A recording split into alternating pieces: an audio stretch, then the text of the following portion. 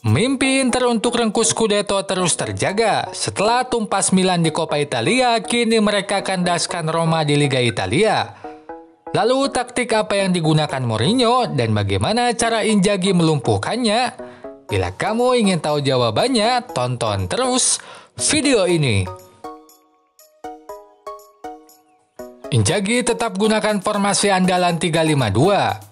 Komposisi pemain sedikit diubah dengan memainkan Di Marco di bek tengah. Sementara Dumfries kembali dipasang di wing bek kanan. Dan Dzeko kembali diduetkan dengan Lautaro. Mourinho kini gunakan formasi 3-4-2-1. Cederanya Cristante membuat Oliveira diduetkan dengan Mkhitaryan. Sementara El Shaarawy mengisi posisi gelandang serang setelah Zaniolo terkena akumulasi kartu kuning. Selebihnya adalah pemain-pemain utama yang biasanya dimainkan Mourinho. Saat bertahan, Inter bermain tidak terlalu agresif. Kiper diberikan keleluasaan menguasai bola saat build-up dilakukan. Pressing baru dilakukan saat bola sudah diumpankan pada bek. Misalnya pada cuplikan ini. Absennya Cristante di posisi gelandang membuat Mourinho tak berani bertarung di lini tengah. Duet Oliveira dan Mkhitaryan dirasa tak akan menang hadapi gelandang-gelandang Inter. Maka saat build-up dilakukan, Roma lebih dominan mengalirkan bola ke sisi lapangan dibanding ke tengah lapangan. Untuk itu, Zalewski yang merupakan wingback kiri akan bermain lebih dalam untuk menerima bola. Baik dengan umpan pendek atau jauh, ia akan mengumpankan bola kepada gelandang serang atau penyerang di depan. Contohnya pada cuplikan ini, Zalewski menerima bola saat build up. Dibanding mengumpankan pada gelandang, ia memberikan umpan langsung kepada Tammy Abraham. Hal tersebut membuat wingback Roma memiliki total umpan lebih banyak dibanding wingback Inter. Zalewski hasilkan 44 umpan, sementara Karsdorp 53 umpan. Bandingkan dengan wingback Inter, total umpan Dumfries 27 dan Perisic hanya 20 umpan. Padahal normalnya yang memiliki total umpan di atas 40 adalah gelandang. Tetapi karena build-up Roma dominan dilakukan lewat sisi lapangan, pemain sayap atau wingback jadi melakukan banyak umpan. Hadapi taktik tersebut, Inzaghi memposisikan Dumfries dan Perisic untuk mempressing wingback Roma saat build-up. Kondisi ini membuat wingback Roma tertekan dan terkadang melakukan umpan yang tidak akurat. Cermatilah cuplikan ini. Saat Dumfries mempressing Zalewski, ia langsung memberikan umpan jauh pada Tammy Abraham, tetapi kali ini umpannya tidak akurat. Atau pada cuplikan ini, saat Karsdorp menerima bola, Perisic langsung melakukan pressing. Situasi tersebut terkadang membuat Inter hanya gunakan 4 back di belakang. Saat bola di tengah lapangan, wingback Roma tetap bermain lebih dalam sehingga membuat Dumfries dan Perisic bermain lebih maju.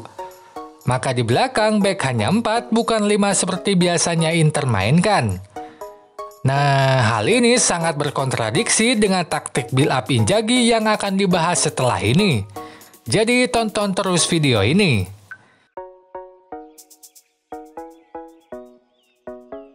Saat bertahan, Roma tidak terlalu agresif untuk merebut bola. Kiper diberikan keleluasaan menguasai bola saat build-up dilakukan. Pressing baru dilakukan saat bola sudah diumpankan pada bek. Misalnya pada cuplikan ini.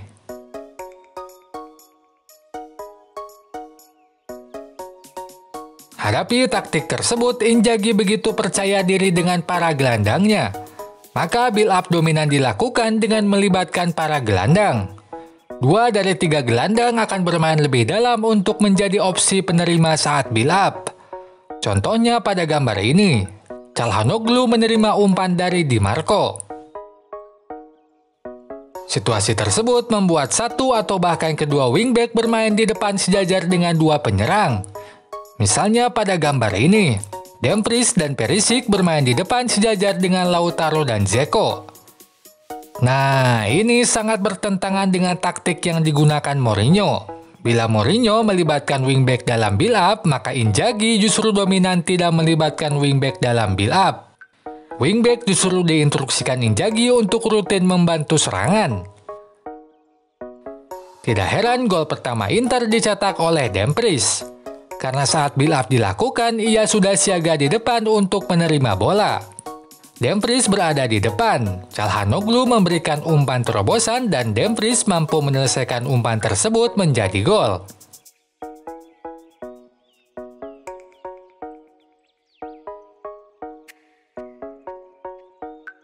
Meskipun Roma kuasai 55% penguasaan bola berbanding 45% milik Inter, tetapi Roma terlihat terbendung di lini tengah. Heatmap berikut menunjukkan hal tersebut. Pemain Roma hanya mampu membawa bola dari belakang sampai tengah lapangan. Itu terlihat dari minimnya warna hijau di pertahanan Inter, padahal penguasaan bola Roma lebih dominan. Itu menandakan para gelandang mampu bekerja dengan baik saat bertahan. Build up Roma mampu dihentikan di tengah lapangan sebelum sampai pertahanan. Tercatat gelandang-gelandang Inter hasilkan 6 intercept dan 7 tackle sukses di laga ini. Angka tersebut lebih baik dibandingkan apa yang dilakukan gelandang-gelandang Roma. Misalnya pada gol kedua Inter. Gol tersebut bermula dari Brozovic yang mempressing Pellegrini. Lalu Calhanoglu berhasil merebut bola. Dari sinilah serangan balik tercipta dan gol kedua dihasilkan. Yang unik, gol kedua ini diawali oleh gelandang, diakhiri juga oleh gelandang. Serangan balik tersebut mampu dikonversi menjadi gol oleh Brozovic. Brozovic melebarkan diri ke ruang kosong di kiri. Lalu Perisic memberikan umpan ke Brozovic. Dengan beberapa kali gocekan, ia berhasil melesatkan bola ke gawang Roma. Gemilangnya gelandang-gelandang Inter di laga ini membuat man of the match tidak lepas dari posisi tersebut. Maka pemain terbaiknya adalah Calhanoglu. Ia awali gol kedua dengan tackle dan menjadi pemberi asis untuk gol pertama dan ketiga. Di laga ini, para gelandang Inter mampu memberikan magic mereka dengan tangguh saat bertahan dan tajam saat menyerang.